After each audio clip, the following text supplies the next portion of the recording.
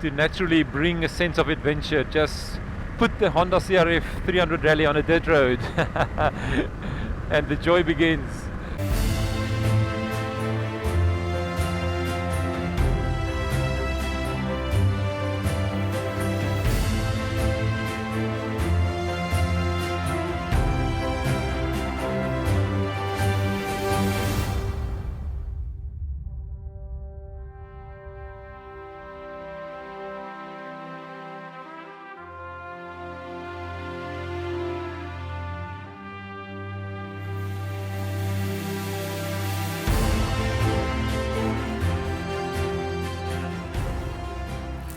Oh, this is quite a relaxing stop here next to the Voëlvlei Dam. Of course, I cannot see anything, but I think you would agree that Honda did a great job in showing us a bit what this dam looks like.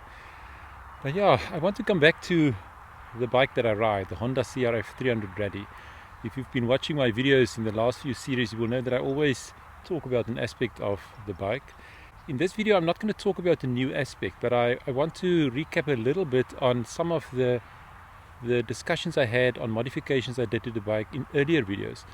I think there's lots of people that joined the channel more recently that may not be aware that I've discussed some of my earliest modifications to this bike, and I'm just going to give a very quick recap of these modifications. So if you want to see those videos, go and have a look at my Klein Karoo series. In every video I do talk about some of these modifications, but let's just do a quick recap. The first modification I did to this bike was to fit these handle protectors. These are the Barkbuster handle protectors, of course, on both sides of the bike, and the main purpose of them is if the bike falls over, your levers are protected, and it also protects the side of the bike. And I've tested this out, unfortunately, about 2 occasions already, the bike falling over. Together with that, I also put on these Rockfox pannier racks. Now, the pannier racks are, of course, meant for luggage, and I probably will get some luggage that I will attach to this still in future. But the main purpose of this is to make sure that when the bike falls over, that the side of the bike is protected. That was the first modifications I did. Shortly after that, I also did modifications on the electrics. So you can see I do have USB connectors here that is linked up with a wire directly to the alternator of the bike. So it switches on when the bike is switched on. And with that, I charge my phone, the drone batteries, the camera batteries, and so on. I've also spoken about this SP connector, which is the way in which I connect the phone to the bike. It's got a slopped in 90-degree twist mechanism where the phone is now very well attached to the bike. It will not get loose, and I use my phone, of course, as my main GPS device. I also spoke about this seat cover. This is a mesh seat cover that allows for airflow under your bum when you ride. That is much more comfortable. You buy this from Flying Brick. I also talked about this giant loop tank bag where I keep all the equipment for footage and what I need on the go, so that I don't need to unpack this from bags every time I need to change a battery or need to take out the drone. I said that is just a very quick recap of some of the things I've discussed. If you want me to direct you to any specific aspect that I have mentioned before or discussed before in a video, please just ask me in a comment or email me, and I will direct you to the video where that aspect is discussed. But yeah, let's continue. Now it is the last stretch to the beautiful little town of Riebeek-Kasteel. Let's go. That was the Voëlvlei Dam. Thanks, Honda. Honda the drone to the rescue. Yeah, I think we got quite a good view of the dam, so you can certainly see there's lots and lots of water there. But the trip now needs to continue on to my final destination for today, and this is the town of Riebeek-Kasteel. So we just need to head back a little bit to the R44.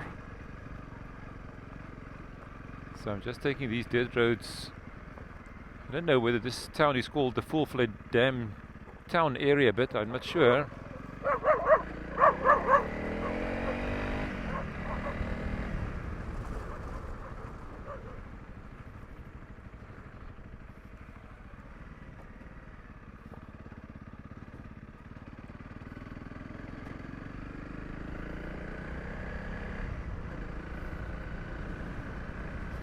Oh, in the distance one can start seeing the start of the wheat fields for the season. The green growth has already started. So we are now back at the R44, so I just need to make a turn to the right for, I think, a very short distance to make the turn to Riebeek-Kasteel. Of course, there are tar roads going to Riebeek-Kasteel, but why take the tar roads when there are interesting dirt roads? And indeed, this dirt road, or the road that goes to Riebeek-Kasteel that I want to take, is called the Sonkwasdrift road, and this is the turnoff, not more than 300 meters from the Voëlvlei Dam area where I stopped. So, okay, it starts off, it seems, with a little bit of tar road. I think it is a dirt road. I will be disappointed if it's not. I mean, I love to always have a bit of dirt roads on the trips. Okay, so this is the railway track. Certainly doesn't seem like it is being used, so let's go.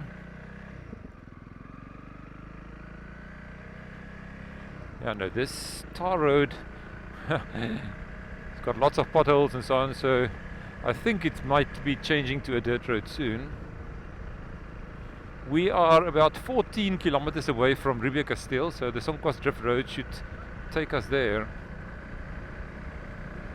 But just look at these green wheat fields. Some of it's probably canola fields as well, but the yellow colors of the canola will only come later. Yeah, there in the distance I can see this road is indeed turning into a dirt road. This is going to be fun.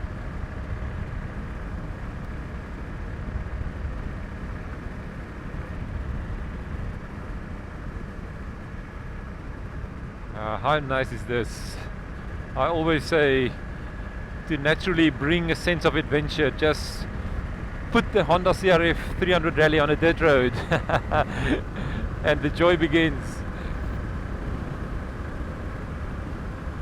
I mean, going from one beautiful valley, the Tilburg Valley, to the next beautiful valley and area, the Swartland. This is such a privilege to just explore these beautiful places, and thanks for riding along.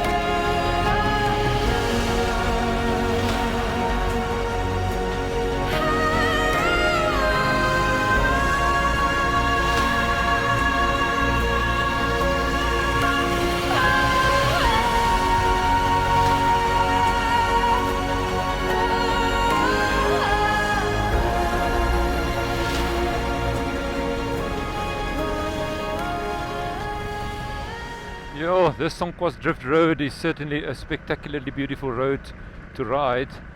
Yeah, it seems just appropriate to bring us to this beautiful little town of Riebeek-Kasteel. So we are now basically at the end of the dirt road. There are certainly some wet patches on this road as well, so I had to concentrate a bit, but it's all part of the fun. So we've made it now to the tar road again, and this is also then the entrance to Riebeek-Kasteel. So let me just check. This is now a railway track, so let's just cross the railway track.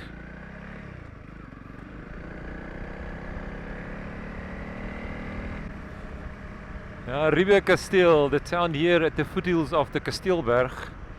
Of course the name Riebeek is quite prominent in the name of not only the town but also the twin town of Riebeek West, and certainly it is the case that Jan van Riebeek played a role here, because it was very shortly after he arrived in 1852 that he sent an expedition to this area. It was actually in 1861, and that expedition named this area the Riebeek Valley, and this town was then named Riebeek-Kasteel when it was established, as well as Riebeek West.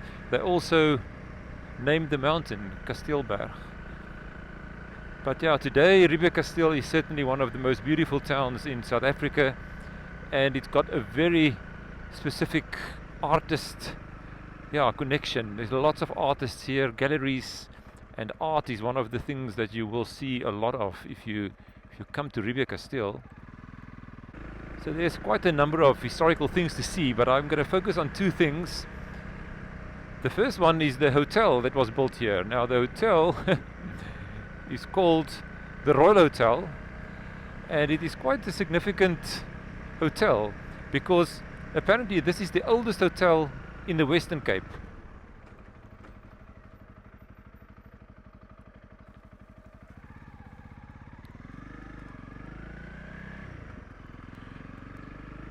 The Royal Hotel was already built in 1862.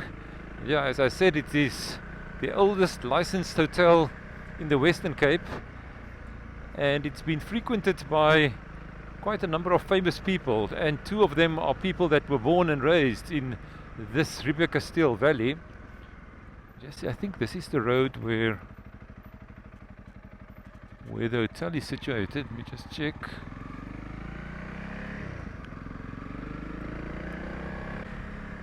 But before we get to the hotel, there's the Dutch Reformed Church here on the right hand side. Now this is not an old church, this is actually the newer church. It was built in 1913. So I will talk about the old church, which was already built in 1856. But before we get there, here on the right hand side is the Royal Hotel. And I said there were famous people that frequented and came to this hotel. Two of them are actually people that were born and raised in this valley. It is General Jan Smuts and D.F. Malan. So they apparently also came here, and it's apparently said that this stoep of this hotel is the longest stoep for a hotel south of the Limpopo. Now I cannot really believe that, but that's what it says. You can see art galleries, and this is the central square of the town.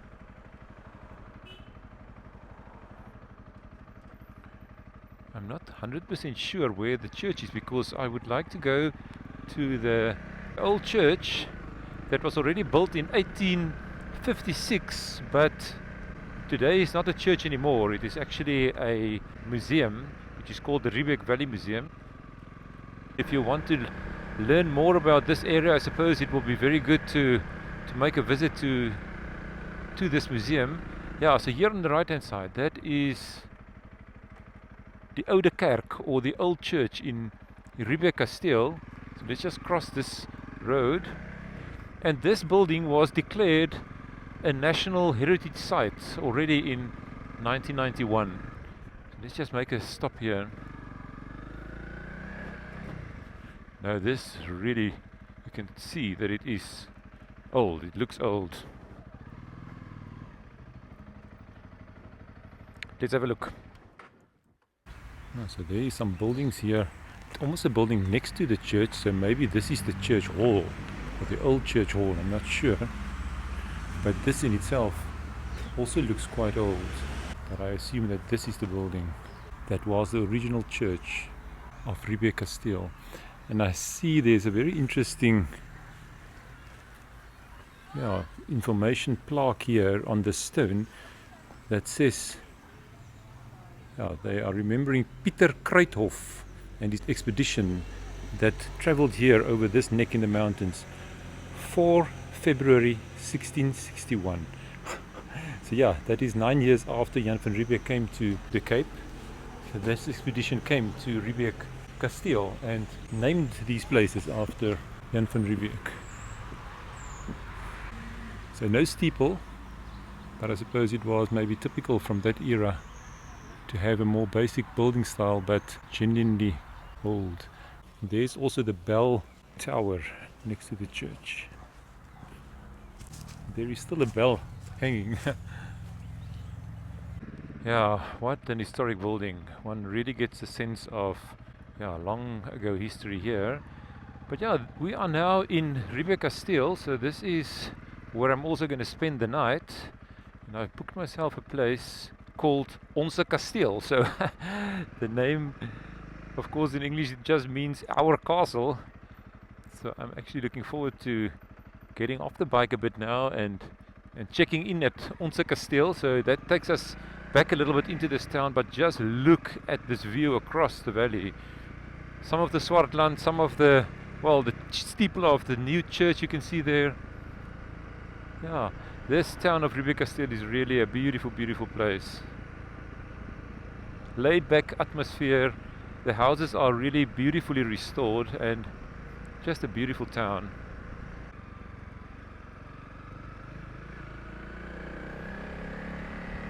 Some restaurants and so on here. Beautiful.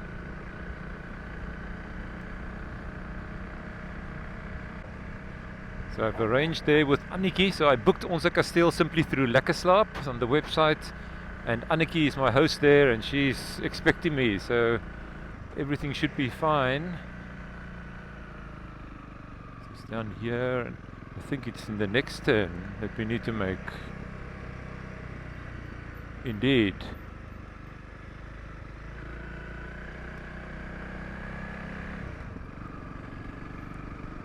And here it is. We can see. Let's make a stop here.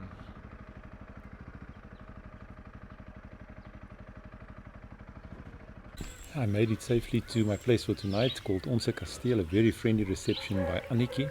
But let me just show you what it looks like. This is where the gate comes in from the street. So a very nice parking spot here for the Honda CRF. And this is right next to my room for the night.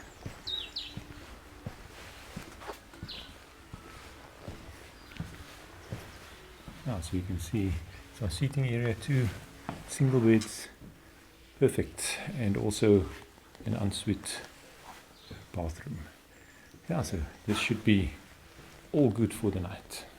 I'm going to end this video here. Thank you very much for joining me on the trip all the way from Tilbach, visiting the Tilbach Valley, riding the Nieuwe Pass, having a good look at Voëlvlei Dam, although it was with Gogga, and then this last, I think just a bit of a bonus, beautiful, beautiful dirt road, the Sonkwasdrift road to Riebeek-Kasteel, and seeing a bit of the beautiful town of Riebeek-Kasteel. So I will now spend the night here. If you enjoyed this video, please give me a thumbs up and subscribe to the channel. This trip continues. Tomorrow morning I will proceed with the next leg of this trip. So please look out for the next video and join me there.